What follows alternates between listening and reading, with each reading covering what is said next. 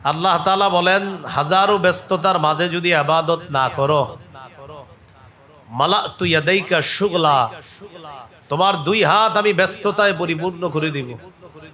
এত ব্যস্ত করে দিব তোমাকে আমি, হাজারো ব্যস্ততার মধ্যে তোমাকে ডুবিয়ে দিব। তুমি ভালো কিছু করতে চাইলেও আর করতে পারবা না। ওয়ালাম আসুদ্দা ফাকরাক, তোমার দারিদ্রতা আমি আল্লাহ কখনো দূর করব না। এই জন্য অনেক টাকা পয়সাওয়ালা যারা নামাজ পড়ে না, আপনার চোখে তারা সুখী মানুষ, খোঁজ নিয়ে দেখেন তার 9 কোটি 10 কোটি টাকা ঋণ আছে।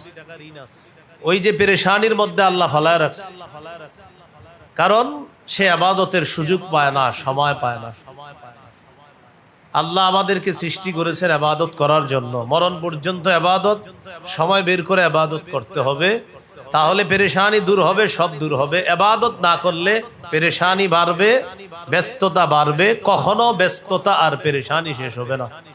আল্লাহ আমাদের সকলের এই জীবনটা আমরা যেন ইবাদতের মাধ্যমে কাটাইতে পারি, আল্লাহ তৌফিক দান করেন। ইবাদত সম্পর্কে 5টি কথা বলবো। 1 নম্বর, ইবাদতের আবিধানিক পারিভাষিক অর্থ। 2, মৌলিকভাবে কোরআনে ইবাদত সম্পর্কে আল্লাহ কি বলেছেন। 3 নম্বর, হাদিসে ইবাদত সম্পর্কে রাসূল সাল্লাল্লাহু আলাইহি সাল্লাম কিভাবে ইবাদতের ব্যবহার করেছেন। 4 নাম্বার, উপকারিতা লাভের দিক থেকে ইবাদত কয় প্রকার। 5 নম্বর, আমরা কয় মাধ্যমে ইবাদত করি। এই 5টি কথা শেষ হবে ইনশাআল্লাহ, আলোচনাও শেষ হয়ে যাবে। প্রথম কথা, ইবাদতের আবিধানিক পারিভাষিক অর্থ। আল উবুদিয়্যাহ নামে একটা কিতাব আছে, শেখুল ইসলাম ইবনে তাইমিয়া রহমতুল্লাহি আলাইহি ইবাদতের সংজ্ঞা করেছেন 33 নম্বর পৃষ্ঠা। আল ইবাদাতু আসলু মানাহু আত-তাযাল্লুল বা আদ-দিল, ইবাদতের মূল অর্থ হলো বিনয় হওয়া, নত হওয়া, নম্র হয়ে যাওয়া। এটা হলো ইবাদতের মূল অর্থ। একটা কিতাব আছে নাম আল ইবাদা ফিল ইসলাম। এই কিতাবের 28 নম্বর পৃষ্ঠা এবং 30 নম্বর পৃষ্ঠা আসছে, ইবাদত বলা হয় এমন বিনয়কে লাইসা ফাওকাহু খুদু, যেই বিনয়ের পরে আর বিনয় হওয়া সম্ভব না মানুষের পক্ষে, এটাকে বলা হয় ইবাদত। ইবাদত বলা হয় এমন বিনয়কে, রবের কাছে এতটা নত হওয়া, যতটা নত হওয়ার পরে মানুষ আর হতে পারে না, সর্বোচ্চ নত হয়ে যাওয়াকে বলা হয় ইবাদত। আরেকটা সংজ্ঞা করেছেন হিয়া তাআতু মা'a গায়াতিল খুজু', এটা অনেক সুন্দর। চূড়ান্ত বিনয়ের সাথে আল্লাহর আনুগত্য করাকে ইবাদত বলে। মাগরিব যারা পড়লাম, এশার নামাজ ইনশাআল্লাহ যারা পড়বো, দেখতে হবে আমি চূড়ান্ত বিনয়ে আল্লাহর কাছে হয়েছি কিনা। মাগরিব পড়লাম, এটা আল্লাহর আনুগত্য করলাম, এশা পড়বো আল্লাহর আনুগত্য করব। আনুগত্য যখন করব তখন আমাকে লক্ষ্য করতে হবে যে আমি চূড়ান্ত বিনয়ের সাথে আনুগত্য করলাম কিনা। তাহলে ইবাদতের একটা সুন্দর সংজ্ঞা আমরা শিখলাম, আবিধানিক সংজ্ঞা। চূড়ান্ত বিনয়ের সাথে আল্লাহর কাছে নত হয়ে যাওয়াকে ইবাদত বলে। চূড়ান্ত বিনয়ের সাথে আল্লাহর কাছে নত হয়ে যাওয়াকে ইবাদত বলে। ইবাদতের পারিভাষিক সংজ্ঞা। ইবাদতের পারিভাষিক সংজ্ঞা ইবনে তাইমিয়া রাহিমাহুল্লাহ আল উবুদিয়্যাহ কিতাবের 23 নম্বর পৃষ্ঠায় আলোচনা করেছেন। ইবাদত হলো ইসমুন জামিউন লিকুল্লি মা ইউহিব্বুহুল্লাহু ওয়া ইয়ারদাহ মিনাল আকওয়াল ওয়াল আফআলিজ যাহিরা ওয়াল বাতিনা। সোজা সহজ ভাবে মনে রাখবেন, গোপনে প্রকাশ্যে ভালো কথা, ভালো কাজ, এটা যদি আল্লাহ পছন্দ করে এটাকে ইবাদত বলে। আমি প্রকাশ্যে যা করব, যা বলবো, আমি গোপনে যা করব, যা বলবো, এটা যদি আমার রবকে খুশি করে, বাস এটাকে ইবাদত বলে। আমি প্রকাশ্যে কিছু বলবো, আমার রব খুশি হয় কিনা এই কথায় জানতে হবে। আমি গোপনে কিছু বলবো, এটা আমার রবকে খুশি করার জন্য বলছি কিনা। আমি প্রকাশ্যে কিছু করব, এটা রবকে খুশি করার জন্য করলাম কিনা। আমি গোপনে কিছু করব, এটা রবের খুশির জন্য করলাম কিনা। আপনি নিজেই চিন্তা করবেন যে আমি যে প্রকাশ্যে একজনকে 1 কাপ চা পান করাইছি, এটা রবকে খুশি করার উদ্দেশ্য কিনা। আমি যে গোপনে আমার স্ত্রীর সাথে একটা সুন্দর কথা বলেছি, এটা আল্লাহকে খুশি করার জন্য কিনা। আমি প্রকাশ্যে একটা দান করেছি, এটা আল্লাহকে খুশি করার জন্য কিনা, আমি গোপনে একটা দান করলাম, এটা আল্লাহকে খুশি করার জন্য কিনা। যদি মনে করেন যে হ্যাঁ আমি আল্লাহকে খুশি করার জন্যই করেছি, বাস এটাকে ইবাদত বলে। তাহলে আবিধানিক সংজ্ঞা চূড়ান্ত বিনয়ের সাথে আল্লাহর আনুগত্য করা, পারিভাষিক সংজ্ঞা প্রকাশ্যে গোপনে ভালো কথা ভালো কাজ, এটা যদি রব পছন্দ করে এটাকে ইবাদত বলে। 2 নাম্বার আলোচনা, কোরআনে মৌলিকভাবে ইবাদত এর কি অর্থ করা হয়েছে। ইবাদতের অর্থটা আগে নেই, এটা হলো দাসত্ব। কি বললেন তো? দাসত্ব। কোরআনে মৌলিকভাবে দাসত্ব 2 প্রকার আল্লাহ আলোচনা করেছেন। মৌলিকভাবে কোরআনে দাসত্ব 2 প্রকার। দাসত্ব মানে গোলামি করা। তাহলে কোরআনে আল্লাহর গোলামিটা আল্লাহ কয়ভাবে আলোচনা করেছেন? 2 ভাবে। একটা হলো সাধারণ দাসত্ব, 2 নাম্বার বিশেষ দাসত্ব। সাধারণ দাসত্ব মানে যেই দাসত্বে সবাই স্বেচ্ছায় আল্লাহর দাসত্বে শামিল, আবার কেউ অনিচ্ছায় চায় না, এরপরেও রবের দাসত্ব হয়ে যায়, ও যদিও স্বীকার না করে। এটা হলো সাধারণ দাসত্ব। যেমন নাস্তিক, ও আল্লাহর যে দাসত্ব করে এটাও স্বীকার করে না। নাস্তিক খানা খায়, খাবার খায়, তো খাবার যে খায় কে দেয়, তো চিন্তা করে খাবার কোত্থেকে আসলো? চাউল। আচ্ছা চাউল কোত্থেকে আসলো? ধান। ধান কোত্থেকে আসলো? শীষ থেকে। শীষ থেকে কয়টা? একটা শীষ, একটা গাছের মধ্যে 7টা শীষ, 7টায় 100টা করে 700টা দানা। আচ্ছা 700 দানা কোত্থেকে আসলো? একটা বিচি থেকে। আরে এক বীজ থেকে 700 কিভাবে হয়? তখন নাস্তিকের মাথায় জবাব আসে, আচ্ছা একটা বীজ থেকে 700, পিছনে নিশ্চিত কেউ কাজ করে। তো নাস্তিক না মানতে চাইলেও রবেরটা খায়, ও আল্লাহটা খায়। ও আল্লাহরে মানে না, কিন্তু খায় আল্লাহটা। সাধারণ দাসত্ব সবাই করে, স্বীকার করে না। কিন্তু কিয়ামতের ময়দানে সবাই দাস হিসাবে আল্লাহর কাছে উপস্থিত হবে, লাভ হবে না। সূরা মারিয়ামের 93 নম্বর আয়াতে আল্লাহ তাআলা বলেন, ইন কুল্লু মান ফিস সামাওয়াতি ওয়াল আরদি ইল্লা আতির রহমানি আবদা। আসমান জমিনের যারা আছে সবাই রহমানের কাছে দাস হয়ে উপস্থিত হবে। তো সেখানে না মুনাফিক বেঈমানরাও আল্লাহকে আল্লাহ মানলেও কোনো লাভ হবে না, পরিণতি জাহান্নাম। কিন্তু দাস দাস হয়ে সবাই উপস্থিত হবে রহমানের। এটা হলো সাধারণ দাসত্ব, সাধারণ গোলামি। আরেকটা বিশেষ দাসত্ব, মজার ব্যাপার, বিশেষ দাসত্ব বিশেষ বান্দারা করে। সুবহানাল্লাহ। বিশেষ দাসত্ব কারা করে? সূরা ফুরকানের 63 নম্বর আয়াতে আছে, ওয়া ইবাদুর রহমান। রহমানের বিশেষ দাস তারা, রহমানের বিশেষ বান্দা তারা। আল্লাযীনা ইয়ামশুনা আলাল আরদি হাওনা, যারা জমিনে বিনয়ের সাথে চলে, নত হয়ে চলে, অহংকার পরিত্যাগ করে চলে। দেখবেন জমিনে সবাই অহংকার মুক্ত ভাবে চলতে পারবে এমন না। আল্লাহ বলে আমার বিশেষ বান্দারা জমিনে নম্র ভাবে চলবে। নম্র ভাবে চলা হলো আমার বিশেষ দাসত্ব, আর আমার এই বিশেষ দাসত্বটা করে আমার বিশেষ বান্দারা। তাহলে দাসত্ব কোরআনে 2 প্রকার পাইলাম। একটা সাধারণ দাসত্ব যেটাতে সবাই শামিল, আর একটা বিশেষ দাসত্ব, এখানে আল্লাহর বিশেষ মুমিন বান্দারা অন্তর্ভুক্ত। আল্লাহ আমাকে আপনাকে আমাদের সকলকে আল্লাহর বিশেষ দাস বা বিশেষ গোলাম হওয়ার তৌফিক দান করেন। তৃতীয় আলোচনা, হাদিসে ইবাদতের ব্যবহার কিভাবে হয়েছে। এই ব্যাপারে কয়েকটি হাদিস শুনি যেখানে ইবাদতের ব্যবহার বিভিন্ন ভাবে হয়েছে। আবু দাউদের বর্ণনা 1479 নম্বর হাদিস, 1479। এই হাদিসে এসেছে রাসূলুল্লাহ সাল্লাল্লাহু আলাইহি সাল্লাম বলেন, আদ-দুআউ হুয়াল ইবাদাহ, দোয়া করাটাই ইবাদত। দোয়া করাটাই কি? ইবাদত। আপনি দোয়া করবেন, এটা ইবাদত। অবশ্যই দোয়া নামক ইবাদতটা আমরা সবাই ভুলে যাওয়ার পথে। দোয়া নামক ইবাদতটা এখন ভুলে যাওয়ার পথে। সবাই এখন শুধু মাসালা নিয়ে ব্যস্ত আছে। কি? শুধু আলেমদেরকে আইসা জ্বালাবে, হুজুর দোয়াটা কি ওইভাবে করবো না ওইভাবে না ওই সময়, এই টেনশনে গত 2 বছর দোয়াই করে না। আল্লাহ তাআলা বলেন, উদউনি আস্তাজিব লাকুম, আমাকে তোমরা ডাকো। কত সুন্দর কথা, একদম সহজ কথা। আল্লাহ বলে উদউনি, আমাকে ডাকো। একটু বলেন তো আল্লাহ। তো আল্লাহ বলেন তোমরা আমাকে ডাকো। আল্লাহ বলে আস্তাজিব লাকুম, সাথে সাথে তোমাদের ডাকে সাড়া দিই। তার কত সুন্দর ভাবে আল্লাহ বলবেন। আল্লাহ বলতেছেন উদউনি, আমাকে ডাকো, আস্তাজিব লাকুম, ডাকা মাত্রই সাড়া দিই। এত সুন্দর কথা কে বলবে বলেন? আল্লাহ বলতেছে আমাকে ডাকো, আমি ডাকা মাত্রই সাড়া দিই। ইবাদত একটা অর্থ হাদিসে পাইলাম আদ-দুআউ হুয়াল ইবাদা, দোয়া করাটাই ইবাদত। আল্লাহ তাআলা বলেছেন ইন্নাল্লাযীনা ইস্তাকবিরুনা আন ইবাদাতি, যারা আমার ইবাদত থেকে অহংকার করবে। এখানে ইবাদত দ্বারা উদ্দেশ্য দোয়া, মুফাসসিরিন ইকরাম লেখছে দোয়া।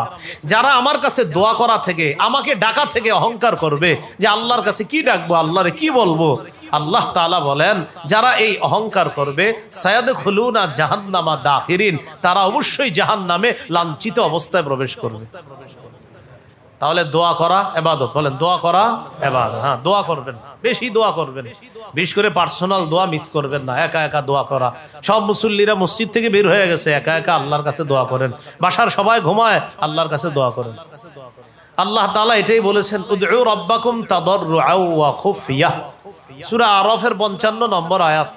তোমরা তোমাদের রবকে ডাকো তাদাররুআ, বিনয়ের সাথে, বিনীতভাবে, ওয়া খুফিয়া, ভীতি নিয়ে, আশা নিয়ে, গোপনে আল্লাহকে ডাকো। রাসূলুল্লাহ সাল্লাল্লাহু আলাইহি সাল্লাম বলেন তোমরা তোমাদের রবকে ডাকো, ইরবাউ আলা আনফুসিকুম, নিজেদের উপর তোমরা সদয় হও। ফাইন্নাকুম তাদউনা, তোমরা এমন রবকে ডাকো যে রব লাইসা তাদউনা আসাম্মা, যিনি বধির না, ওয়ালা গায়িবা, যিনি অনুপস্থিত না, এমন রবকে তোমরা ডাকছো। তো ওই রব কেমন? ইন্নাকুম তাদউনা সামিআন করিবা, তিনি এমন রব যাকে তোমরা ডাকতেছো, আস্তেও যদি ডাকো তোমার অতি নিকটে থেকে তোমার ডাকটা তিনি শুনেন।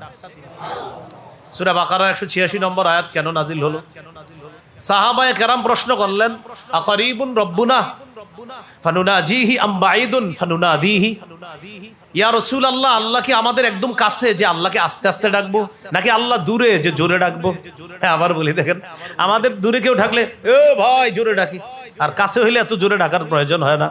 তো সাহাবায়ে কেরাম একদিন বললেন হুজুর আকারিবুন রব্বুনা, আল্লাহ কি কাছে, ফানুনাজিহি যে আস্তে আস্তে ডাকবো, আম বাঈদুন ফানুনাদিহি, নাকি আল্লাহ অনেক দূরে যে জোরে জোরে ডাকবো? তখন এই প্রশ্নের জবাবে আল্লাহ তাআলা তার হাবিবকে জানায়া দিলেন, হাবিব এই প্রশ্নের জবাবটা আমি আল্লাহই কোরআনে জানায়া দিলাম, আপনি সাহাবায়ে কেরামকে জানায়া দেন।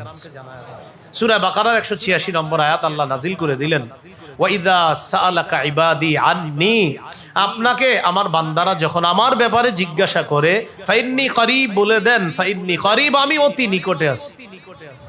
এরপরে কি বলে দেখেন, উজিবু দাওয়াতাদ দাঈ ইযা দাআন, কত সুন্দর কথা।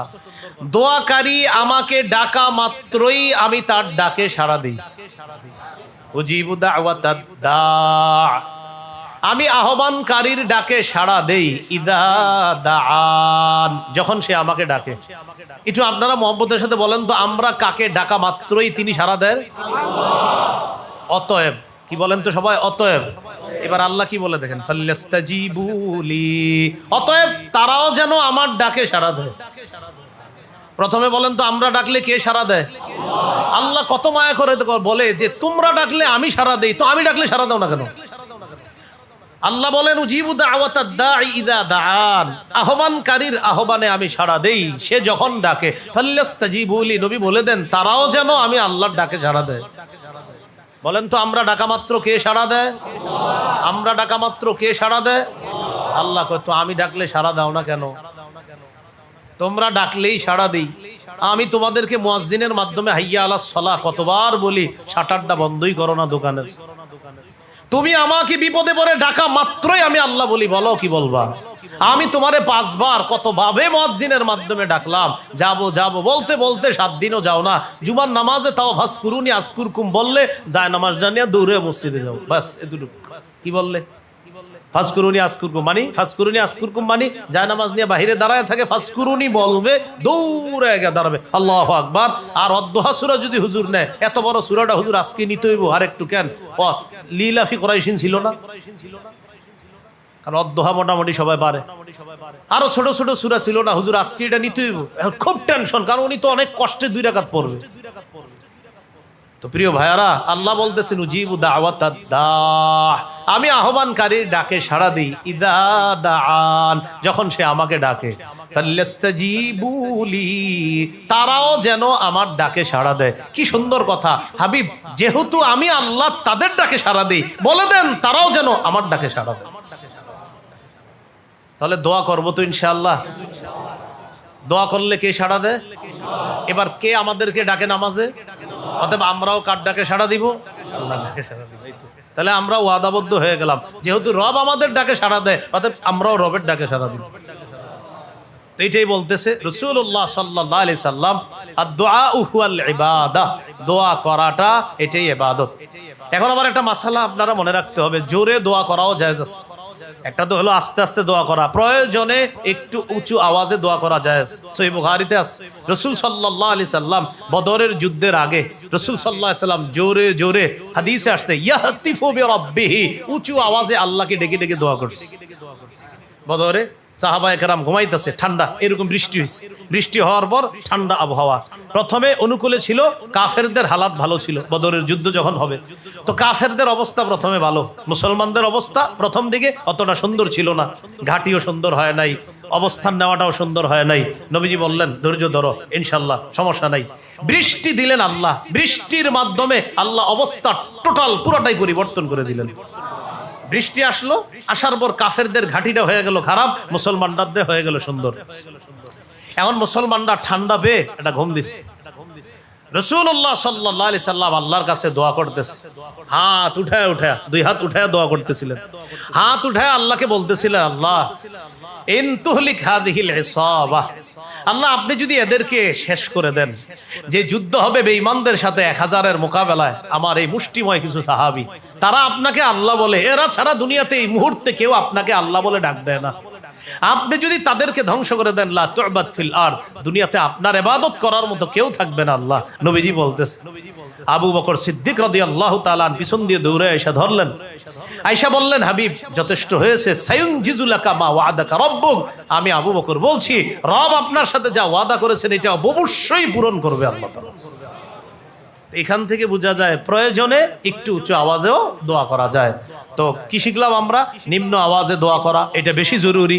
একা একা দোয়া করতে পারেন, বাসায় দোয়া করতে পারেন, আপনার স্ত্রী সন্তানরা ঘুমায় তখনও দোয়া করতে পারেন, মসজিদের মুসল্লি একজনও নাই তখনও আপনি আস্তে আস্তে আল্লাহর কাছে দোয়া করতে পারেন। সুফিয়ান সাউরি রহমতুল্লাহ আলাই আস্তে দোয়ার ব্যাখ্যা দিছে, যে দোয়া করে তার পাশ দিয়ে যখন আমরা যাব, যাওয়ার সময় আমরা যেন এটা বলতে পারি, লোকটা ফিস ফিস করে কি বলে, কি বলে, এটা হলো আস্তে দোয়া। আস্তে দোয়া কাকে বলে? যেন পাশ দিয়ে কেউ গেলে এটা বলে, আচ্ছা লোকটা ফিস ফিস করে কি বলে, এটাকে বলা হয় আস্তে দোয়া। মানে আমরা যেন দেখলে বলি, লোকটা কি বলে ফিস ফিস করে, এটাকে বলা হয় আস্তে দোয়া। তো হাদিস থেকে জানলাম, আদ-দুআউ হুয়াল ইবাদা, দোয়া করাটা ইবাদত। ইবাদতের একটা ব্যবহার আমরা হাদিস থেকে শিখলাম। আর একটা হাদিস দেখি, তিরমিজির বর্ণনা 2201 নম্বর হাদিস। এই হাদিসে আসছে রাসূলুল্লাহ সাল্লাল্লাহু আলাইহি সাল্লাম বলেন, আল ইবাদাতু ফিল হারজি কাহিজরাতিন ইলাইয়া, কলহ বিপর্যয়ের সময় ইবাদত করা। বর্তমান যে জামানাটা চলতেছে এটা কলহ বিপর্যয়ের জামানা, ফিতনার জামানা। নবী বলেন, এই ফিতনার জামানায় ইবাদত করা কাহিজরাতিন ইলাইয়া, আমি নবীর কাছে হিজরত করার মতো। এই যুগে ইবাদত করা, রাসূল সাল্লাল্লাহু আলাইহি সাল্লাম বলেন, কাহিজরাতিন ইলাইয়া, কলহ বিপর্যয়ের সময় ইবাদত করা আমি নবীর কাছে হিজরত করা যেমন দামি, যেমন শ্রেষ্ঠ ফজিলতপূর্ণ কাজ, কলহ বিপর্যয়ের সময় আমার কোন উম্মত ইবাদত করা মানে আমি নবীর কাছে হিজরত করার মতো। আবু দাউদে আরেকটা হাদিস আসছে, রাসূলুল্লাহ সাল্লাল্লাহু আলাইহি সাল্লাম বলেন, এই ফিতনার জামানায় কেউ যদি ইবাদত করে, সাহাবায়ে কেরামের সামনে বললেন, ওই একজনকে 50 জনের সওয়াব দেওয়া হবে। সাহাবীরা বললেন, হুজুর কোন 50 জন? এটা কি ওই যুগের 50 জন নাকি আমাদের 50 জন? নবীজি বললেন, না, বাল আজরু 50 মিনকুম, তোমাদের 50 জন ইবাদত করলে যে সওয়াব, ফিতনার জামানায় আমার এক উম্মতকে তোমরা সাহাবীদের 50 জনের সওয়াব দাও। এটা এই কলহ বিপর্যয়ের জামানা, এই জামানায় ইবাদত ভুলেও মিস করবেন না। আল্লাহ আমাদের সকলকে বেশি বেশি ইবাদত করার তৌফিক দান করেন। ইবাদতের আরেকটা প্রয়োগ দেখি, মুসনাদে আহমদ হাদিসের কিতাব 6895 নম্বর হাদিস।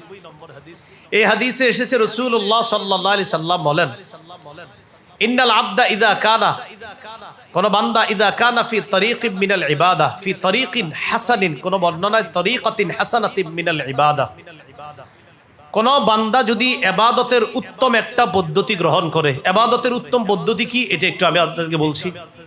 আপনার একটা নিয়ম হলো আপনি প্রতিদিন 5 পৃষ্ঠা কোরআন পড়েন, এটা ভুলেও ছাড়েন না। প্রতিদিন আপনি মানে যত ব্যস্ততা থাক 5 পৃষ্ঠা কোরআন পড়া, এটা আপনার আলাদা একটা বৈশিষ্ট্য। আপনার মেয়ের বিয়ে, ওই দিনও আপনি 5 পৃষ্ঠা কোরআন ছাড়েন নাই। আপনার মেয়ের বিয়ের আগের দিন কতটা ব্যস্ত আপনি থাকার কথা, কিন্তু এত ব্যস্ততার মাঝেও আপনি যখন ঘুমাইতে যাবেন তখন আপনি ওই 5 পৃষ্ঠা যে নিয়মিত পড়েন এটা আপনি ছাড়েন না। কথার কথা এরকম একটা ইবাদত আপনি ডেলি করেন। অথবা আপনার অভ্যাস প্রতিদিন মাগরিবের পরে 20 মিনিট জিকির করা। এই অভ্যাসটা মানুষ দেখছে হয়তো বা দেখে নাই, মানে আপনি একটা পার্সোনাল ইবাদত জিকির করেন, এটা কেউ জানে না। তো সেই জিকিরটা আপনি মসজিদেও করতে পারেন, বাসায়ও করতে পারেন।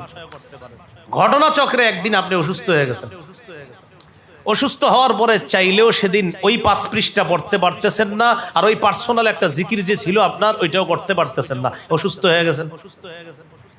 আল্লাহর পক্ষ থেকে আপনার সাথে নিয়োজিত যে ফেরেশতা, ওই ফেরেশতাকে বলা হয় কিলা লিল মালাকিল মুআক্কালি বিহি উকতুব লাহু বিমিসলি আমালিহি ইদা কানা তালিকা। ও ফেরেশতা, আমার বান্দা প্রতিদিন এই টাইমে একটা ইবাদত করত, সুন্দর একটা ইবাদত, আজকে অসুস্থতার কারণে করতে পারে নাই, সমস্যা কি? আমি আল্লাহ তো কম দিব না, যেহেতু ওজরের কারণে ইবাদতটা করতে পারে নাই, সওয়াব লেখা বন্ধ করবা না। ওই ইবাদত করলে যেই সওয়াব হতো, ওজরের কারণে আজকে না করলেও আমি রব তো কম দিব না, সওয়াব লিখতে থাকবো।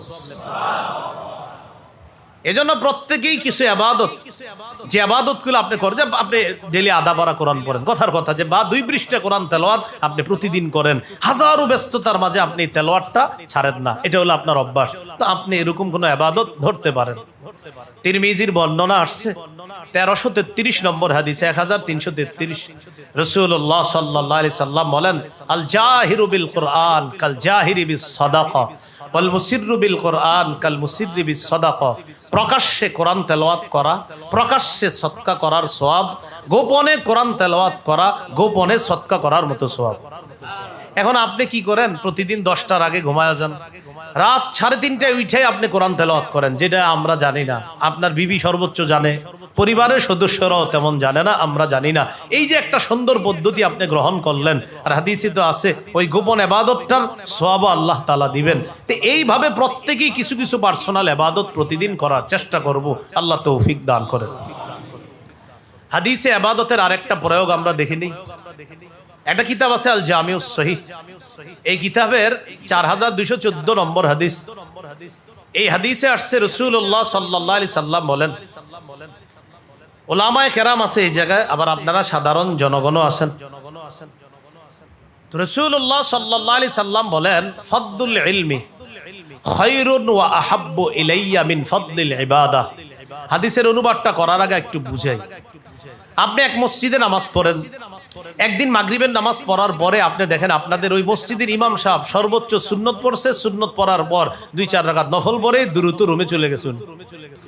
তো উনি রুমে যাওয়ার পর একটা কিতাব খুলছে, কিতাব খুলে উনি পড়াশোনা শুরু করছে রুমে গিয়ে। আর আপনারা 20-30 জন মুসল্লি মসজিদে নফল ইবাদতে আছেন, আপনারা যে নফল ইবাদত করতেছেন এটাও ফজিলতের কাজ, কি একটা কিতাব খুলছে এটাও ফজিলতের কাজ। রাসূলুল্লাহ সাল্লাল্লাহু আলাইহি সাল্লাম বলেন, ফাদলুল ইলমি আহাব্বু ইলাইয়া মিন ফাদলিল ইবাদা। আবেদের ইবাদতের মর্যাদার চাইতে সাধারণ জনগণের ইবাদতের মর্যাদা অবশ্যই আছে। নবী বলেন, ওই মর্যাদার চাইতে আলেমের ইলম অন্বেষণ করার মর্যাদা আমি নবীর কাছে বেশি দামি। আলেমের ইলম অন্বেষণ করা নবীর কাছে বেশি দামি।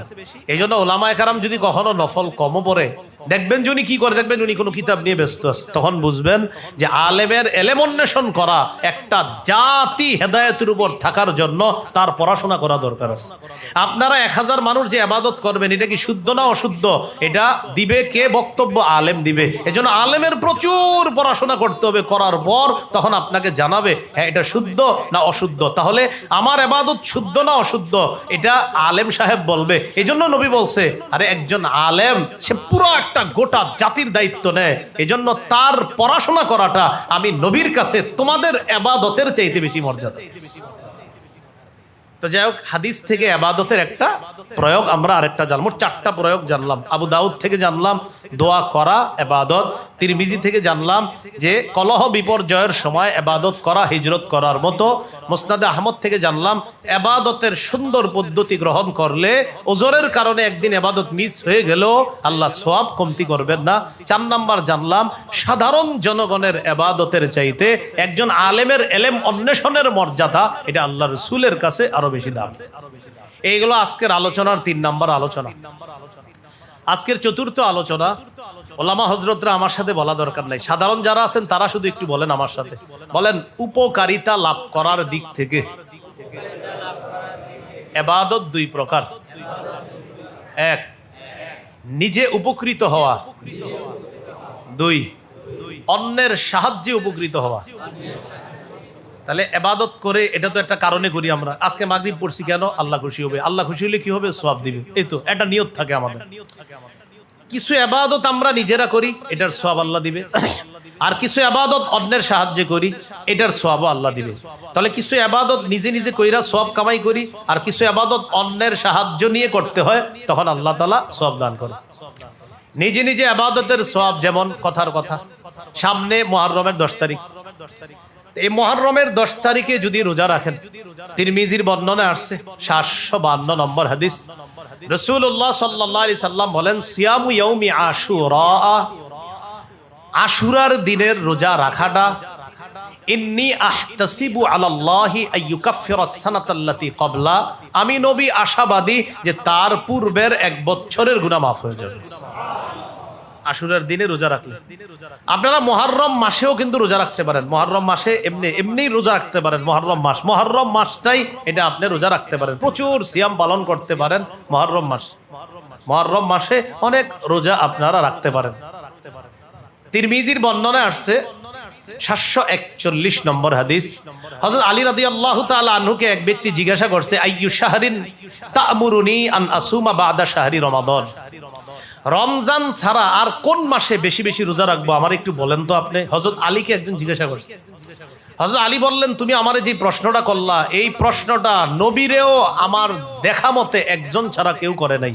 তুমি যে প্রশ্নটা করছো, আমি সারা জিন্দেগিতে এই প্রশ্ন কাউরে করতে দেখি নাই, তবে একজন লোকরে দেখছি, এই লোকটা নবীরে অবিকল প্রশ্নটা করছে, তুমি আমাকে যে প্রশ্নটা করছো। কোন প্রশ্ন? তুমি যে আমারে জিজ্ঞাসা করলা রমজান ছাড়া আর কোন মাসে বেশি রোজা রাখবা, এক ব্যক্তি নবীরে জিজ্ঞাসা করছে, ইয়া রাসূলুল্লাহ আইয়ু শাহরিন তা'মুরুনি আন আসুমা বা'দা শাহরি রমাদান, রমজানের পরে কোন মাসে বেশি রোজা রাখবো একটু আমাকে বলেন। তো নবীজি সাল্লাল্লাহু আলাইহি সাল্লাম বললেন, ইন কুনতা সাইমান বা'দা শাহরি রমাদান ফাসুমিল মুহররম, রমজানের পরে যদি তোমার রোজা রাখতেই হয়, তুমি যদি রোজা থাকতে চাও, তাহলে মুহররম মাসে রোজা রাখো। কোন মাসে রোজা রাখো? ফাইন্নাহু শাহরুল্লাহ, কেননা মুহররম মাস আল্লাহর মাস। এই হাদিস দ্বারা বোঝা যায় মুহররম মাসে প্রচুর নফল রোজা রাখতে পারি আমরা। মুহররম মাসে প্রচুর নফল রোজা এটা রাখা যায়, রাখতে পারি, এই রোজাটা রাখতে পারি। তো যাই হোক, আমি বলতেছিলাম 10 তারিখে যে রোজা রাখবেন, এটা নিজে নিজে ইবাদত করবেন, সওয়াব। বাকি যারা রাখবেন 9-10 অথবা 10-11 আমরা রাখার চেষ্টা করব ইনশাআল্লাহ। সহিহ মুসলিমের বর্ণনা আসছে 2556 নম্বর হাদিস, 2557 নম্বর হাদিস। এই 2 হাদিসের মধ্যে আসছে রাসূল সাল্লাল্লাহু আলাইহি সাল্লাম বলেন, লাইন বাকিতু ইলা কাবিলিন লা আসুমান্নাত তাসিআ, আমি যদি আগামী বছর দুনিয়াতে বেঁচে থাকি তাহলে 9 তারিখেও রোজা রাখবো, 10 তারিখেও রোজা রাখবো। আরেক বর্ণনায় নবী বলেন, ফাইদা কানাল আমুল মুকবিলু ইনশাআল্লাহ সুমনাল ইয়াউমাত তাসিআ, যদি আগামী বছর আমি দুনিয়াতে থাকি তাহলে আমি 9 তারিখেও রোজা রাখবো। ফালাম ইয়াতিল আমুল মুকবিলু হাত্তা তুওয়াফিয়া রাসূলুল্লাহ সাল্লাল্লাহু আলাইহি সাল্লাম, পরবর্তী বছর আসার আগেই আল্লাহ রাসূল ইন্তেকাল করছে, বছরটা পায় নাই। হাদিস থেকে বোঝা যায় 9-10 রোজা রাখা। সহিহ ইবনে খুজাইমা একটা হাদিসের কিতাব আছে, ওখানে বোঝা যায় 10 এবং 11 রোজা রাখতে পারেন। এই হাদিসে আসছে, সুমু ইয়াউমা আশুরা, আশুরার দিনে তোমরা রোজা রাখো, সুমু ক্বাবলাহু ইয়াউমান ওয়া বা'দাহু ইয়াউমান, তোমরা 9-10 রাখো অথবা 10-11। ওই হাদিসে আসছে, খালিফু ফিহিল ইয়াহুদা, ইহুদিদের বিরোধিতা করো। ইহুদিরাও 10 তারিখকে সম্মান করে রোজা রাখে, তোমরা বিরোধিতা করবা 9-10 রাইখা অথবা 10-11 রেখে বিরোধিতা করবা। তো যাই হোক, বলতেছিলাম এই যে রোজাটা রাখবেন আপনি, এই রোজাটা রাখলে সওয়াব হবে নিজের, সওয়াব হবে কার? নিজের। এই জন্য আমরা এই সওয়াবটা অর্জন করার চেষ্টা করবো, আল্লাহ তৌফিক দান করেন। নিজে নিজে ইবাদত করে সওয়াব কামাই করা আরেকটা হতে পারে যেমন কোরআন তেলাওয়াত করলেন, আপনি কোরআন তেলাওয়াত করলেন, সূরা কাহাফ ওই একটা ছেলে তেলাওয়াত করছে আজকে মাগরিবের পরে, সূরা কাহাফের কিছু অংশ তেলাওয়াত করছে। তো এটা দিয়ে বলি, সহিহ বুখারীর 5011 নম্বর হাদিস, এই হাদিসের বর্ণনাকারী বারা ইবনে আযিব রাদিয়াল্লাহু তাআলা। এই বারা ইবনে আযিব বলেন, কানা রাজুলুন ইয়াকরাউ সূরাতাল কাহফি, এক ব্যক্তি সূরা কাহাফ তেলাওয়াত করতেছিল। সূরা কাহাফ ওলামা হযরত ছাড়া অন্য যারা আছেন, আলেম ছাড়া, মাদ্রাসার সাথে সম্পৃক্ত ইমাম সাহেবরা, খতিব সাহেবরা ছাড়া সাধারণ জনগণ যারা আছেন, কারা কারা এই যে আজকে শুক্রবার গেল সূরা কাহাফ পড়ছেন? মাশাআল্লাহ মাশাআল্লাহ। আলেম ছাড়া অন্যরা, আলেমরা ওনারা মুখস্থই পড়ে ফেলে। সূরা কাহাফ এক ব্যক্তি তেলাওয়াত করতেছিল জুমার রাতে, অর্থাৎ বৃহস্পতিবার, আপনার দিবাগত রাতে। বৃহস্পতিবার কিন্তু চন্দ্র আপনার সূর্য ডুবার সাথে সাথেই জুমার রাত শুরু হয়ে যায়। তো এক সাহাবী রাতের বেলা সূরা কাহাফ তেলাওয়াত করতেছিল। তো সূরা কাহাফ যখন, ওই হাদিসে অবশ্যই আপনার জুমার রাতের কথা নাই, শুধু একটু আসছে কানা ইয়াকরাউ সূরাতাল কাহফি, উনি সূরা কাহাফ তেলাওয়াত করতেছিলেন। তিনি যখন সূরা কাহাফ তেলাওয়াত করতেছিলেন, হঠাৎ তিনি দেখে আকাশের একটা মেঘ তাকে এবং তার পাশে একটা ঘোড়া বাঁধা আছে, ওইটাকে ছায়া দিচ্ছে। হাদিসে আছে ইলা জানিবিহি হিসানুন মারবুতুন বিশাতানাইন, দুইটা রশি দিয়ে একটা ঘোড়া বাঁধা আছে, ওই বাঁধা ঘোড়াটার উপরেও ছায়া। তো যখন নাকি ছায়াটা আসছে উপরে, ফাজালা ইয়ানফিরু, ঘোড়াটা লাফালাফি শুরু করছে, ছুটার জন্য খুব চেষ্টা করতেছে। সকাল হয়ে গেছে। সকাল হওয়ার পর নবীজির কাছে গেলেন, গিয়ে জানাইলেন, হুজুর সূরা কাহাফ পড়তেছিলাম, আকাশের এক খণ্ড মেঘের মতো কিছু একটা আসলো, আসার পর আমাকেও ছায়া দিল, আমার ঘোড়া সামনে ছিল এটারও ছায়া দিল, হঠাৎ ঘোড়া লাফানো শুরু করছে, ব্যাপারটা বুঝি নাই। রাসূলুল্লাহ সাল্লাল্লাহু আলাইহি সাল্লাম বললেন, তিলকাস সাকিনাতু তানাজ্জালাত বিল কুরআন, এটা হলো আসমানের প্রশান্তি, এই সাকিনা তুমি কোরআন পড়ার কারণে এটা নাজিল হয়েছে। এই মাদ্রাসার হেফজখানা ছাত্ররা রাত্রে ৩টায় যখন কোরআন পড়ে, তারা কতটা দামি একটু চিন্তা করেন তো। হেফজখানা ছাত্র যারা আছো, ইয়াকিন করবা, ইয়াকিন, নিশ্চিত ইয়াকিন, তোমরা যখন রাতে তেলাওয়াত করো, ওই সময় আল্লাহর প্রশান্তি হয়তো আমরা দেখি না, দেখ সাহাবীকে আল্লাহ দেখায়া দিছে, আমরা না দেখলেও বিশ্বাস করি প্রশান্তি ওই মুহূর্তে নাজিল হইতে পারে। আপনি বুঝেন না, এত অন্যায় হয় এরপরও ধ্বংস হয় না কেন এলাকা? এত অন্যায় হয় এরপরে আল্লাহ তাআলা ঢিল দেয়, না না না, থাক থাক থাক। এত অন্যায় হওয়ার পরেও আল্লাহ আমাদেরকে বাঁচিয়ে দিচ্ছেন কেন? ওই যে বাচ্চারা ৩টা ৩:৩০ কোরআন তেলাওয়াত করে, আল্লাহ গজব দিচ্ছে না? সাকিনা, সাকিনা নিয়ে আসে তাদের তেলাওয়াত। এটা বুখারীর, মুসলিমের বর্ণনাটা আসছে কেমন? উসাইদ ইবনে হুযাইর রাদিয়াল্লাহু তাআলা, তার ছেলের নাম ইয়াহইয়া, ওই ছেলে পাশে শোয়া, উনি কোরআন তেলাওয়াত করতেছে, পাশে তার আপনার ওই ঘোড়াটা বাঁধা আছে। উনি যখন কোরআন তেলাওয়াত করতেছে, উপর থেকে এক খণ্ড মেঘের মতো আসছে, মেঘের ভিতরে আবার ছোট্ট ছোট্ট বাতির মতো দেখা যায়, ছোট্ট ছোট্ট বাতি, হারিকেন, হারিকেন, হ্যাঁ হারিকেনে আপনার ওই ছোট ছোট বাতির মতো এরকম ছোট্ট ছোট্ট বাতি জ্বলতেছে। সাহাবী উসাইদ ইবনে হুযাইর বলেন, আমি তেলাওয়াত যত বেশি করি, আমার ঘোড়াটা দেখি খালি লাফায়, তেলাওয়াত করি ঘোড়া লাফায়, আর ওই মেঘখণ্ড আরো নিচে আসে, আরো নিচে, এটা যত নিচে আছে আমার ঘোড়া তত লাফায়। খাশিতু আন তাতা ইয়াহইয়া, আমি ভয় পেয়ে গেলাম, ঘোড়া লাফাইতে লাফাইতে আমার ছেলে ইয়াহইয়ার উপরে পড়ে কিনা, আর ওর সমস্যা হবে। আমি পড়া বন্ধ করলাম, সকাল হলো, নবীর কাছে গেলাম সাল্লাল্লাহু আলাইহি সাল্লাম। যাওয়ার পর নবীকে আমি বললাম, বলার পর নবীজি সাল্লাল্লাহু আলাইহি সাল্লাম বললেন, ইকরা ইবনা হুযাইর, ও উসাইদ ইবনে হুযাইর, তুমি যদি আরো পড়তা। হুজুর আরো পড়ছি। তারপর আরো পড়ি, ঘোড়া আরো লাফায়। নবীজি বলেন, ও ইবনা হুযাইর ইকরা, তুমি যদি আরো পড়তা। হুজুর আরো পড়ছি। তারপর আরো লাফায়। নবীজি কয়, আহা, তুমি যদি আরো পড়তা।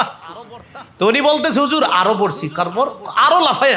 আমি এত লাফানো দেখা আমার সন্তান ইয়াহিয়া মারা যায় কিনা এই টেনশনে পড়া বন্ধ করছি। নবী, তুমি যদি আরো পড়তা। নবীজি বলেন, সাহাবী বুঝতে পারলেন ঘটনা কি, এত পড়তে কয় কেন নবীজি? তখন রাসূল সাল্লাল্লাহু আলাইহি সাল্লাম বললেন, শোনো, তুমি যখন পড়তেছিলা না, ওই যে মেঘখণ্ড দেখলা আর ছোট্ট ছোট্ট লাইটের মতো, তারপর কি হয়েছে? হুজুর পড়া বন্ধ, আস্তে দেখি ওইটা শূন্যে উঠে গেছে, আমি আর দেখতেছি না। নবীজি বললেন, তিলকাল মালাইকাতু তাসতামিউ লাকা, এরা ছিল আল্লাহর ফেরেশতা, স্বয়ং ফেরেশতারা তোমার তেলাওয়াত শুনতেছিল। ইয়াকিন রাখা, রাতে তেলাওয়াত করলে সাকিনাও আসে, ফেরেশতাও আসে, ওই ফেরেশতা তোমার তেলাওয়াত শুনতেছিল। হাদিস শেষ হয় নাই, নবীজি বলেন, শোনো, তুমি যদি ফজর পর্যন্ত তেলাওয়াত করতে পারতা, কি পর্যন্ত? ফজর। তুমি যদি ফজর পর্যন্ত তেলাওয়াত করতা তাহলে ওই ফেরেশতাদেরকে তোমার বাসার সামনে দিয়ে যে মুসল্লিরা মসজিদে যাইতো তারা স্বচক্ষে দেখতে পেত। তো প্রিয় ভাইয়েরা, বলছিলাম কিছু ইবাদত আছে নিজে নিজে ইবাদত করব, সওয়াব পাবো। রাতের ইবাদতগুলো আপনি করবেন, কেউ জানবে না, দেখবে না, এটার সওয়াব নিজে নিজে পাওয়া। 2 নাম্বার বলছিলাম অন্যের সাহায্যে ইবাদত করে উপকারিতা লাভ করা। এটা হলো আপনি সদকা করা, যাকাত দেওয়া। এটা নিজে নিজে পারবেন না, অন্য একজন লাগবে। বিধবার সহযোগিতায় এগিয়ে যাওয়া, এতিমদের কাছে গিয়ে সাহায্য পৌঁছে দেওয়া। এই যে সাহায্য পৌঁছে দিলেন, এই ইবাদতটা অন্যের সাহায্য করলেন, সওয়াব পাবেন। সহিহ বুখারীর বর্ণনা 5353 নম্বর হাদিস। এই হাদিসে আসছে আল্লাহ রাসূল সাল্লাল্লাহু আলাইহি সাল্লাম বলেন, আস-সাই আলাল আরমিলা ওয়াল মিসকিন কাল মুজাহিদি ফি সাবিলিল্লাহ আবিস সাইমিল নাহার আবিস সাইমিন নাহার আবিল কাইমিল লাইল। রাসূলুল্লাহ সাল্লাল্লাহু আলাইহি সাল্লাম বলেন, কোন ব্যক্তি বিধবা অথবা এতিমদের সহযোগিতায় যদি এগিয়ে যায়, আল্লাহর রাস্তায় জিহাদ করলে যেই সওয়াব, সারা রাত নফল নামাজ পড়লে যেই সওয়াব, সারাদিন নফল রোজা রাখলে যেই সওয়াব, আল্লাহ তাকে সেই সওয়াব দান করবে। এটা হলো অন্যের সাহায্যে ইবাদত করে কিছু সওয়াব কামাই করা। এটা আপনি এতিম, অসহায়, মিসকিন যারা, তাদেরকে এই ইবাদতগুলো তাদের মাধ্যমে করতে পারেন। এই ইবাদতগুলো অনেক সময় গোপনে করতে পারেন। যেমন আমরা যারা হুজুর, আমাদেরকে তো আপনারা দাওয়াত দেন অনেক, মাঝে মাঝে না আমাদেরকে ছাড়াও কিছু গরিব মানুষদেরকেও দাওয়াত দিবেন। মানে কোন ওই জায়গায় আপনি ভিআইপি কাউরে রাখবেন না, ভিআইপি কেউ না। আপনার বাসার সামনে যে গরিবরা আসে, এর মাঝে মাঝে বলবেন, এই আগামী শুক্রবার তোমার দাওয়াত। স্যার, দাওয়াত মানে আপনার বাসায় তো প্রতি শুক্রবারই দাওয়াত খাই? না না, এই জায়গা না, আগামী শুক্রবার আমার বাসায় বৈশা দাওয়াত খাবো। গরিব মানুষ, এরে আপনি ওই বাসায় বসায়া দাওয়াত খাওয়াবেন, এটা মাঝে মাঝে করবেন। ওর প্রচুর ফজিলত, কি পরিমাণ ফজিলত। আমার একটা আলোচনা আছে, ওই হুজুর বললেন আলোচনা কম বেশি সবাই শোনেন, একটা আলোচনা আছে হক সম্পর্কে। ওখানে আপনার এই আলোচনাটা এনেছিলাম যে গরিবদেরকে মাঝে মাঝে চুপে চুপে দাওয়াত দিয়ে এদেরকেই চিফ গেস্ট বানায়া খাওয়াবেন। গরিব গরিব ওই খতিব সাহেবরা তো দাওয়াত দেন, ঠিক আছে, এটা ওই দিন খতিব সাহেব না, ওই দিন শুধু ওই গরিব, এই আপনার বাসার মেহমান। তো গরিব আইসা যেন বুঝতে পারে কি ঘটনা কি, অন্যরা আসে না কেন। খাওয়া দাওয়া শেষ করার পর যখন বলবে, স্যার আর কি কেউ আসবে না, আপনি বলবেন, আর কে আসবে, তোমারই তো দাওয়াত দেওয়া হয়েছে। মানে আমি আপনার মেহমান? হ্যাঁ, আমি আপনার মেহমান। নবীজি বলেন, কোন গরিবরে এইভাবে হঠাৎ খুশি করে দিতে পারলে ওয়াজাবাত লাহুল জান্নাহ, জান্নাত ওয়াজিব হয়ে যাবে। এটা হলো হঠাৎ খুশি। এ তো ভাবতেও পারবে না আপনি এর দাওয়াত দেওয়া হবেন, তো কল্পনাও করবে না। আল্লাহ আমাদের সকলকে অন্যের সাহায্যে যে ইবাদতগুলো আছে এগুলা যেন আমরা করতে পারি, আল্লাহ তৌফিক দান করেন। এইগুলো আজকের আলোচনার চতুর্থ আলোচনা, আজকের আলোচনা শেষ আলোচনা। আমরা ইবাদত করি কয় মাধ্যমে? আমরা সাধারণত 5 মাধ্যমে ইবাদত করি। প্রিয় ভাইয়েরা, কয় মাধ্যমে ইবাদত করি? 5। 1 নাম্বার, কিছু ইবাদত করি কলব দিয়ে। 2 নাম্বার, কিছু ইবাদত করি মুখ দিয়ে। 3 নাম্বার, কিছু ইবাদত করি শরীর দিয়ে। 4 নাম্বার, কিছু ইবাদত করি টাকা পয়সা দিয়ে। 5 নাম্বার, কিছু ইবাদত টাকা পয়সা এবং শরীর দিয়ে করি। 1 নাম্বার, কিছু ইবাদত করি আমরা কলব দিয়ে, এটাকে বলা হয় আত্মিক ইবাদত। কলব আত্মা, আত্মা আত্মিক ইবাদত। 2 নাম্বার, কিছু ইবাদত করি মুখ দিয়ে, এটাকে বলা হয় মৌখিক ইবাদত। 3 নাম্বার, কিছু ইবাদত করি শরীর দিয়ে, এটাকে বলা হয় শারীরিক ইবাদত।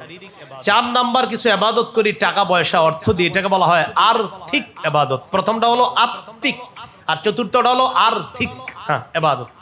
5 নাম্বার, কিছু ইবাদত শরীর দিয়ে করি, টাকা দিয়ে করি, এটা হলো আর্থিক এবং শারীরিক ইবাদত।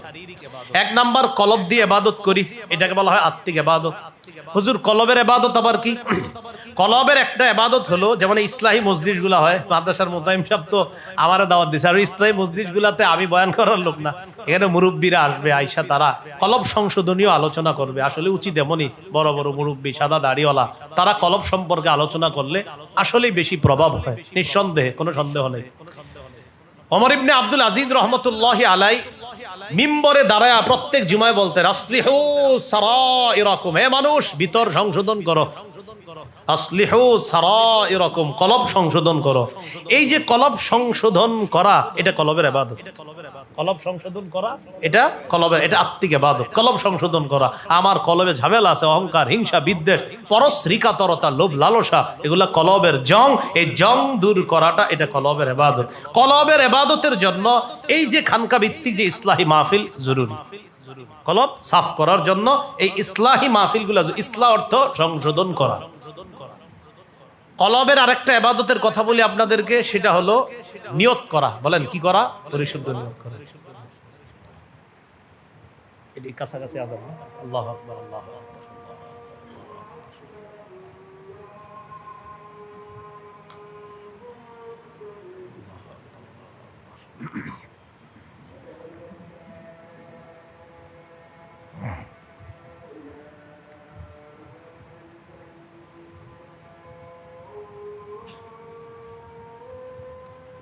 أشهد أن لا إله إلا الله.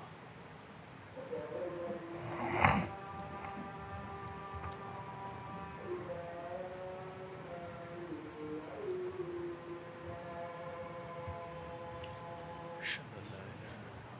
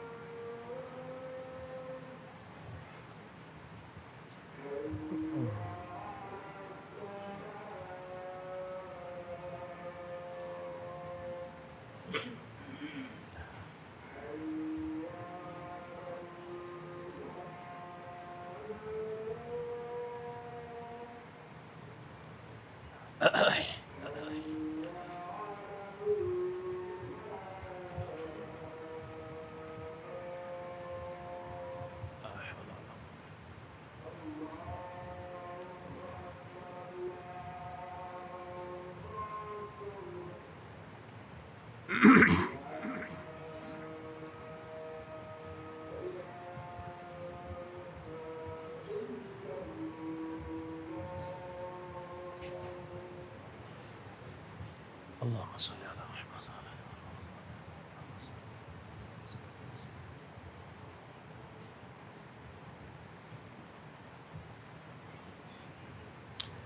আমরা আলোচনা শুনতেছিলাম আত্মিক ইবাদত সম্পর্কে। 5 মাধ্যমে ইবাদত করি। প্রথম হলো আত্মিক ইবাদত। একটা জানলাম কলব সংশোধন করা, এটা আত্মিক ইবাদত। নিয়ত করা, বিশুদ্ধ নিয়ত, এটা আত্মিক ইবাদত।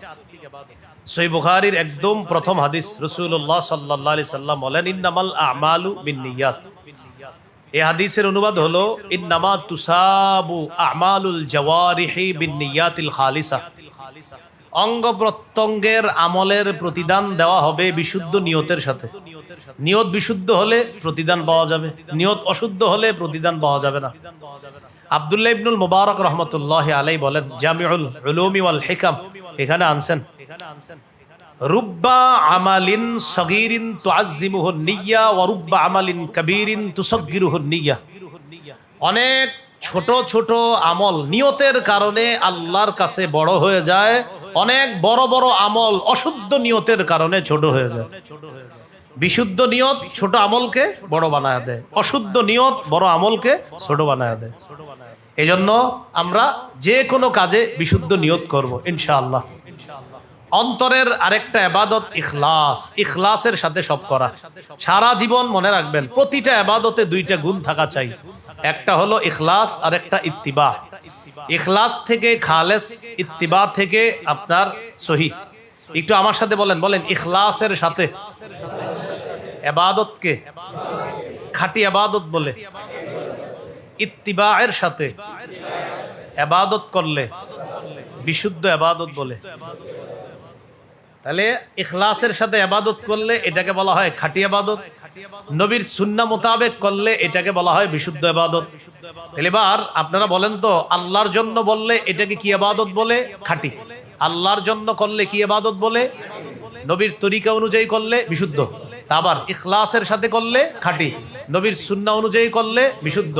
কোন আমল যদি খাঁটি এবং বিশুদ্ধ হয় নিশ্চিত আল্লাহ কবুল করবেন। শুধু খাঁটি হলে হবে না, খাঁটি হতে হবে, বিশুদ্ধ হতে হবে। খাঁটি ইখলাসের সাথে, বিশুদ্ধ সুন্নাহ মোতাবেক।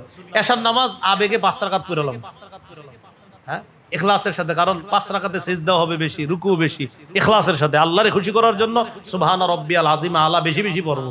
তো এখানে খালেস হইল, খাঁটি হইল, বিশুদ্ধ হয় না, কারণ আমার নবীর তরিকা পাওয়া যায় না এখানে। নবীর তরিকা 4 রাকাত, এজন্য 4 রাকাত হলে খাঁটি হবে, ইখলাসের সাথে হলে আপনার খাঁটি হবে, আর 4 রাকাত সুন্নাহ মোতাবেক হলে বিশুদ্ধ হবে। কোন আমল যদি খাঁটি হয় আর বিশুদ্ধ হয়, দেখেন খাঁটি বিশুদ্ধ, আর খাঁটি আর বিশুদ্ধ যদি কোনো আমল হয় এটা আল্লাহ কবুল করবে। তো বলছিলাম ইখলাস এটা অন্তরের ইবাদত। যে আমলের মধ্যে ইখলাস থাকে এটার অনেক উপকারিতা। নাসাইর বর্ণনা 3140 নম্বর হাদিসে আছে, রাসূল সাল্লাল্লাহু আলাইহি সাল্লাম বলেন, এক ব্যক্তি প্রশ্ন করছে, আরাআইতা রাজুলান গাযা ফি সাবিলিল্লাহ ইয়ালতামিসুল আজরা ওয়া যিকরা। ইয়া রাসূলুল্লাহ, এক ব্যক্তি জিহাদ করছে, তার উদ্দেশ্য দুইটা। কয় কি উদ্দেশ্য? একটা হলো সওয়াব কামাই করা, মাশাআল্লাহ ভালো উদ্দেশ্য। আরেকটা হলো নাম কাম কামাই করা, সারা পৃথিবীবাসী তাকে বলবে বড় পালোয়ান, বড় মুজাহিদ। যেমন আমি আলোচনা করি, তো যদি আলোচনার মাকসাদ কি একটা আল্লাহরে খুশি করা, আর আমারে পুরো দুনিয়া যেন বলে হের চেয়ে বড় বক্তা দুনিয়াতে নেই, শেষ, সব খালাস। হ্যাঁ, তো বলতেছে হুজুর একজন জিহাদ করছে আল্লাহকে খুশি করার জন্য, সওয়াব পাওয়ার জন্য, মাশাআল্লাহ ভালো। আর কি? আর হলো শোহরত, সারে যেন সারা দুনিয়াবাসী বলে বড় মুজাহিদ। হুজুর মা লাহু, সে কি পাবে? নবী বললেন লা শাইআ লাহু, কিচ্ছু পাবে না। আদাহা সালাসা মাররাত, প্রশ্নটা 3 বার করছে, হুজুর কিচ্ছু পাবে না, এত কষ্ট করে জিহাদ করলো। নবী বললেন লা শাইআ লাহু, লা শাইআ লাহু, লা শাইআ লাহু, কিচ্ছু পাবে না, কিচ্ছু পাবে না, কিচ্ছু পাবে না। তাহলে বলেন তো একমাত্র কাকে খুশি করার জন্য হতে হবে? এটা মানুষকে দেখানো যাবে না। হাদিসের শেষে নবী বলেন, ইন্নাল্লাহা লা ইয়াকবালু মিনাল আমাল ইল্লা মা কানা লাহু খালিসা ওয়া বুতগিয়া বিহি ওয়াজহুহু। ততক্ষণ পর্যন্ত আল্লাহ আমল কবুল করেন না যতক্ষণ আমলটা খালেস ভাবে না হবে। আল্লাহ আমাদের সকলের আমলগুলা খালেস ভাবে ইখলাসের সাথে সুন্নাহ মোতাবেক করার তৌফিক দান করেন। ইখলাসের সাথে ইবাদত করলে অতীতের যত গুনাহ আছে আশা করা যায় এগুলো আল্লাহ মাফ করে দিবে। সহিহ বুখারীর একটা হাদিস 3467 নম্বর হাদিস, এটা ছোটবেলা থেকে শুনছেন, কিন্তু এটা বুখারীতে আছে। ছোটবেলায় শুনছেন এক মহিলা কুকুরকে পানি পান করা আপনার তারে মাফ করে দিয়েছে, এটা আসলে হাদিস, মুসলিমও আছে, বুখারীতে আছে। বাইনামা কালবুন ইউতিফু বি রাকিয়া, একবার একটা কুকুর কূপের চারপাশে ঘুরতেছে, কূপের চারপাশে ঘুরতেছে, জিহ্বাটা বের করে রাখছে। কাদা ইয়াকতুলহুল আতশু, জিহ্বা বের করে পানি খাবে খাবে কিন্তু পারতেছে না, পিপাসার কারণে মারা যাবে যাবে অবস্থা।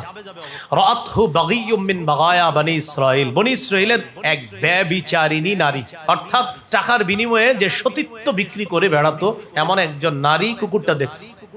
দেখার পর মায়া লেগে গেছে। ফানাজাত মুকআহা, নিজের মৌজা খুলছে, খোলার পর ওই মৌজা ভিজিয়ে পানি আনছে, আনার পর ফাসাকাতহু, কুকুরে পান করাইছে। নবীজি বলেন গুফিরা লাহা বিহি, ইখলাস ছিল বড় মেয়েটার, আল্লাহ তাকে অতীতের সব গুনাহগুলো মাফ করে দিয়েছে। ইখলাস জরুরি। দিলে কি আছে এটা কিন্তু আল্লাহ জানে, আপনার দিলে কি আছে এটা আল্লাহ জানে। ইখলাস বড় জরুরি জিনিস। আল্লাহ আমাকে আমাদের সকলকে ইখলাসওয়ালা বক্তা, ইখলাসওয়ালা শ্রোতা হওয়ার তৌফিক দান করেন। আপনাদের মাঝে ইখলাস আছে তখন বোঝা যাবে যখন ঢাকার কোনো আলেম না আসলেও আপনারা এই পরিমাণ মানুষ হন। আপনি আজকে তো ঢাকার হুজুর আনছেন, এজন্য মানুষ বেড়ে গেছে। দেখা যাবে আগামী মাসে আপনি ঢাকার আনবেন না, টাঙ্গাইলের কাউরে আনবেন, তখন যদি এরকম শ্রোতা আসে বোঝা যাবে তারা ইখলাসওয়ালা শ্রোতা। কারণ টাঙ্গাইলের যে আসবে উনিও কোরআন হাদিসের কথা বলবে, ঢাকার যিনি আসবে উনিও কোরআন হাদিসের কথা বলবে। আপনার যদি মহব্বত কোরআন হাদিসের সাথে থাকে তখন আপনি বাস যে আসুক কোরআন হাদিসের কথা বলবে, আমরা যাব। যাবেন তো ইনশাল্লাহ? ইনশাল্লাহ আওয়াজ কমে গেছে। এই জন্য আপনারা ইখলাসওয়ালা শ্রোতা কিনা এটা বুঝা যাবে কখন? যখন স্থানীয় ওলামায়ে কেরামদেরকে উনি আনবেন, আনার পর এখানে বসাবে, তখন উনি আলোচনা করলে তখন ইখলাসওয়ালা শ্রোতা কিনা আপনারা বুঝা যাবে যে না, ঢাকার আসুক আর স্থানীয় কেউ আসুক, আমাদের মাকসাদ হলো আল্লাহকে চেনা, রসুলকে চেনা। এটা যেই আলেমের মুখ দিয়ে বলুক আমরা সেটা শুনবো ইনশাআল্লাহ। এটা হলো ইখলাস। তো অন্তরের একটা ইবাদত হলো ইখলাস, অন্তরের আরেকটা ইবাদত আছে, এটা না বললেই হয় না। এটা আমার সাথে বলেন, লা ইলাহা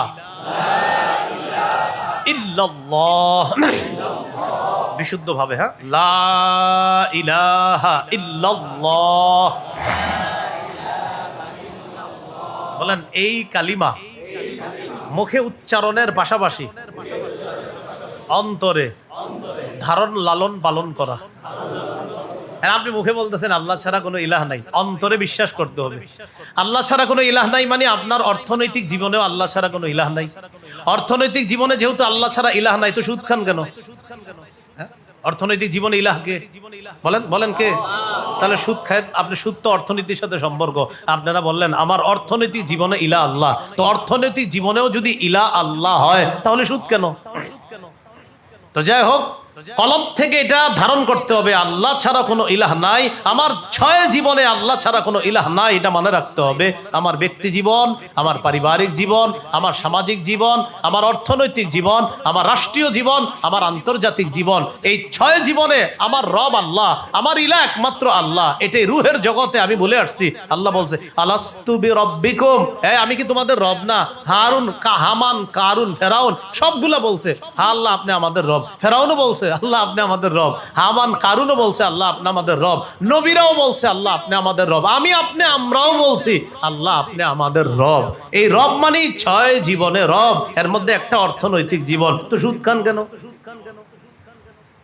এই জন্য আমাদের রব ব্যক্তি জীবনে আল্লাহ, পারিবারিক জীবনে আল্লাহ। পারিবারিক জীবনে আল্লাহ রব কিনা এটা বোঝা যাবে আপনার ছেলের নামাজের কথা বলেন কিনা। ছেলেকে নামাজের কথা আপনি বলেন না, তো পারিবারিক জীবনে রব কায়েম করলেন না। 3 নাম্বার, আপনার সামাজিক জীবনের রব। আপনি শুধু একা নামাজ পড়েন, সমাজের একটা লোকেরও একদিন বলেন না নামাজ পড়তে। আপনারা জিজ্ঞাসা করলে বলেন তোর হের যেমনি মন চায় কেমনি চলুক না, আপনি তাকেও নামাজের কথা বলতে হবে। 4 নাম্বার, অর্থনৈতিক জীবনের রব। ওই যে অর্থনৈতিক, আপনি অর্থনৈতিক জীবনে আল্লাহকেই রব মানেন, এখানে হালাল হারাম বিচার করে চলতে হবে। 5 নাম্বার, রাষ্ট্রীয় জীবনের রব আল্লাহ। ওলামায়ে কেরাম, টাঙ্গাইলের আলেমরা আপনাদেরকে ডেকেছিল বিভিন্ন কাজে, ইসলামী আন্দোলনে ডেকেছিল। আপনারা তখন বলছেন, আপনার আব্বা বলছে হুজুরে যাইলে যাক, তুই যাইস না।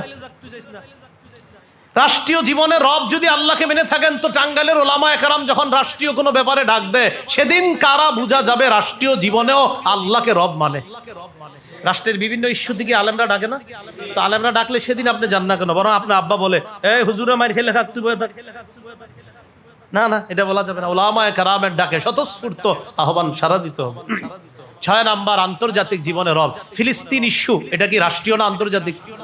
এই ফিলিস্তিন ইস্যুতে আপনি কি নীরব, নাকি আপনি নীরবে মুনাফিকের ভূমিকা পালন করছেন? এটা আল্লাহ দেখতেছে।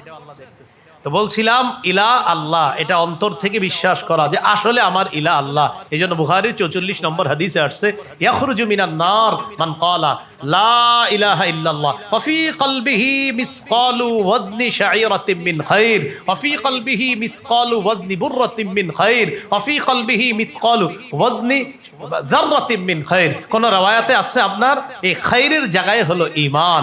কারো অন্তরে গম পরিমাণ ঈমান আছে, সরিষা পরিমাণ ঈমান আছে, জব পরিমাণ ঈমান আছে, এই ব্যক্তিও একদিন জাহান্নাম থেকে বের হয়ে জান্নাতে প্রবেশ করবে।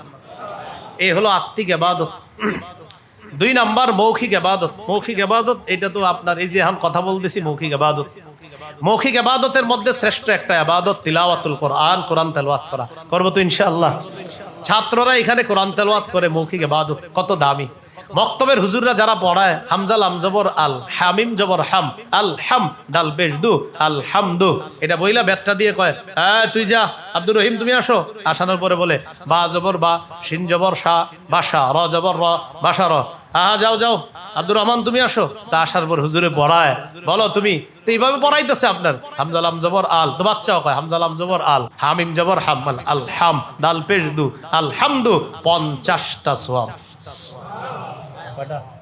এখন আমি পাইছি মোট 200টা। আমি 4 বার কইছি, আমি বলছি 4 বার। এখন আমি আলহামদু 4 বার বলছি। আমি ইয়াকিন, আপনার আমি পুরো ইয়াকিন আল্লাহ আমারে 200 সওয়াব দিছে। তিরমিজির বর্ণনা 2029 নম্বর হাদিস, 2009 নম্বর হাদিস, 2010 নম্বর হাদিস। এই হাদিসগুলোর মধ্যে আছে 2909, 2910 তিরমিজিতে। এগুলো লম্বা আলোচনা আছে কোরআনের বিষয়ে। আল্লাহ রাসূল সাল্লাল্লাহু আলাইহি সাল্লাম বলেন মান ক্বারাআ বিল কোরআন, মান ক্বারাআ হারফাম মিন কিতাবিল্লাহ, কেউ যদি কোরআনের একটা অক্ষর পড়ে, কয়টা? একটা। কেন আপনারা এগুলা মাথায় গুরুত্ব দিয়ে নেন না যে একটা অক্ষর কেউ পড়ে ফালাহু বিহি হাসানা ওয়াল হাসানাতু বিআশরি আমসালিহা, একটা অক্ষর পড়া মাত্র আমলনামায় 10টা নেকি। তো আলহামদুতে আছে 5 অক্ষর, 5 10 কত হয়? আমি বলছি 4 বার, 5 4 50 কত হয়? আবার আলহামদু বলছি আমি, এই হলো আপনার 250।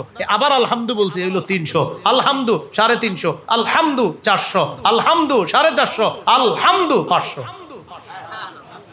এবার চিন্তা করেন তো মক্তবের হুজুরের সওয়াব কি পরিমাণ। মক্তবের হুজুরের দাম দেয় না, 3000 টাকা বেতন দেয়। এই যে কি পড়াইতেছে এটা মাথায় নাই। কোরআনের একটা অক্ষর কেউ পড়বে আমলনামায় 10 নেকি। এটা মৌখিক ইবাদত। মৌখিক ইবাদত হেফজখানা আর মক্তবে সবচেয়ে বেশি হয় মৌখিক ইবাদতটা সারাক্ষণ আলহামদুলিল্লাহ রাব্বিল আলামিন আর রহমানির রহিম মালিক ইয়াউমিদ্দিন। কেউ পড়তেছে 21 নম্বর পারা, কেউ 22 নম্বর পারা, কেউ 1 নম্বর পারা। হেফজখানার ছাত্ররা প্রত্যেকে কি এক পারা পড়ে না বিভিন্ন পারা পড়তেছে? তাহলে ঘুরে ঘুরে আপনার 30 পারা কোরআন প্রতিনিয়ত হেফজখানায় তেলাওয়াত হচ্ছে। মৌখিক ইবাদত করবো তো ইনশাআল্লাহ। মৌখিক ইবাদতের মধ্যে আরেকটা আছে জিকির করা, এটা তো আগেই বলছি আপনার।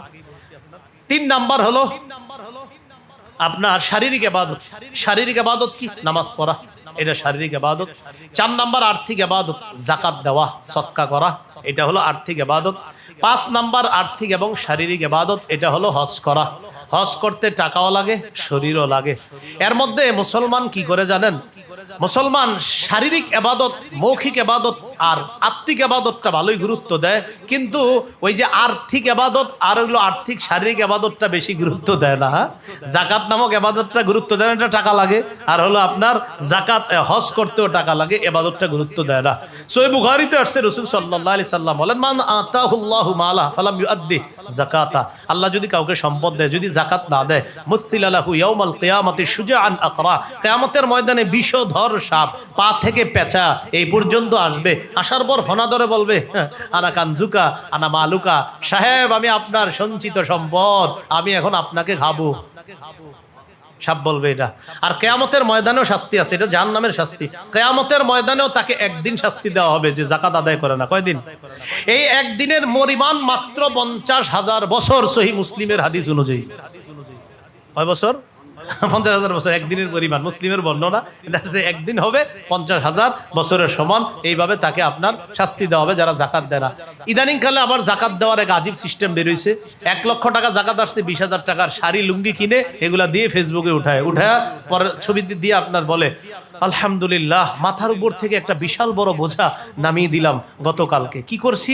যে আমি 20,000 টাকার যাকাতের শাড়ি লুঙ্গি গরিবদের মাঝে বিতরণ করে নিজেকে এখন হালকা অনুভব হচ্ছে। আপনারাও আপনাদের এই যাকাতের শাড়ি লুঙ্গিগুলা দেন। তাও যাকাতের শাড়ি লুঙ্গিটা কিনছে ওই দোকান থেকে যেই দোকানে লেখা এখানে যাকাতের লুঙ্গিও শাড়ি পাওয়া যায় 260 টাকা। আগে ছিল 260, এখন বাড়তে পারে। আগে কমন 260 ছিল, এখন বাড়তে পারে 300, এইটা দিয়ে আপনার বলে কি আলহামদুলিল্লাহ নিজেকে হালকা অনুভব হচ্ছে। বাকি কত? 80,000। 1 লক্ষ টাকাতে 20 দিলে বাকি কত? আপনারা যে জানেন যদি কমেন্টে লিখে দিবেন। হ্যাঁ ভাইজান দিছেন তো 20, 80,000 সাপ। 80,000 কি বললেন? ওই 80,000 হবে সাপ। ওই সাপ আপনাকে বলবে, আমি তোমার সঞ্চিত সম্পদ। ভাই বকেয়া যাকাত যারা অতীতে দেন নাই, টাঙ্গাইলের মুফতি সাহেবদের সাথে বসেন। ফতুয়া বিভাগ আছে অনেক টাঙ্গাইলে ফতুয়া বিভাগে যান। যাওয়ার পর যারা অতীতের বকেয়া যাকাত দেন নাই, মুফতি সাহেবদের সাথে বসেন। এই মাদ্রাসায় মুফতি সাহেব আছে, তাদের সাথে বসে অতীতের বকেয়া যাকাতগুলা আদায় করবেন। ভবিষ্যতেও যে যাকাত আসবে যাকাতগুলা দিয়ে দিবেন। যাকাত আপনার সম্পদ না, এটা আল্লাহ আপনারে দায়িত্ব দিছে, দায়িত্ব পৌঁছায় দেন। এটা আপনার টাকা না, এটা যার তারটা তার কাছে পৌঁছায় দেন। আল্লাহ কথাগুলা বুঝার তৌফিক দান করেন। আর্থিক ইবাদতের মধ্যে একটা ইবাদত হলো মাদ্রাসায় দান করা। কি করা বলেন তো? মাদ্রাসা দান করে। এটা বললেই সবার মন খারাপ হয়ে যায়, ঠিক না? এই মাদ্রাসাটা মাশাআল্লাহ শুরু হয়েছে নতুন করে, কিন্তু তারা ছাত্র জায়গা দিতে পারতেছে না। মানে মাদ্রাসা আছে, ছাত্র সংকুলনের মতো জায়গা নাই। মাশাআল্লাহ রেজাল্টও ভালো। ইবতেদায়ী পরীক্ষা এবার প্রথম পরীক্ষা দিয়ে 7 জন দিয়েছে, 3 জন সিরিয়ালে আসছে পুরো বাংলাদেশ। বলেন আলহামদুলিল্লাহ। মাদ্রাসা দেখেন, এটা বুঝে আসক না আসক এটা জরুরি। মাদ্রাসা আপনার যদি আপনি আল্লাহরে বলবেন আল্লাহ বুঝ দিয়ে দেন, মাদ্রাসার ব্যাপারে বুঝ দিয়ে দেন, বুঝ দিয়ে দিবে। কিন্তু বুঝে না আসলেও এটা মাথায় রাখবেন, কওমি মাদ্রাসাগুলো এই দেশে না থাকলে, যদি বন্ধ হয়ে যায়, এই দেশে নাস্তিকতা ছড়াইতে 7 দিনও লাগবে না। যদি কওমি মাদ্রাসা বন্ধ হয়ে যায়, এটা আপনি খাতায় লিখে রাখতে পারেন। প্রথমে বলবেন হ্যাঁ আপনি কইলেও না, আপনি লিখে রাখেন। কওমি মাদ্রাসা যদি বন্ধ হয়ে যায়, নাস্তিকতা ছড়াইতে একদম বেশি সময় লাগবে না কওমি মাদ্রাসা। এজন্য কওমি মাদ্রাসা ইসলামের দুর্গ, ইমানের দুর্গ। ইমান, ইসলাম, তাওহীদ, হেফাজতের দুর্গ হলো কওমি মাদ্রাসা। এটা মাথায় রাখবেন, কারণ এখানে বাচ্চাকে ছোটবেলা থেকে আল্লাহ রাসূলের জন্য যে শিক্ষা দেওয়া হয়, এই শিক্ষা আপনি বাস্তবিক অর্থে এখানে এসে দেখবেন। রাত 3টা 4টা একদিন আসেন না, আসার পরে বুঝতে পারবেন আমাদের দেশের কওমি মাদ্রাসাগুলো কি জিনিস। তো যাই হোক, যে বিষয়টা আমি আপনাদেরকে গুরুত্ব দিয়ে বলা সেটা হলো, এখানে এই ভবনটাতে ছাত্র সংকুলন হচ্ছে না, তারা ও পাশে আরেকটা ভবন করবে ইনশাআল্লাহ। তো এই ভবনটা হোক, দোয়া করবেন কারা কারা ইনশাআল্লাহ?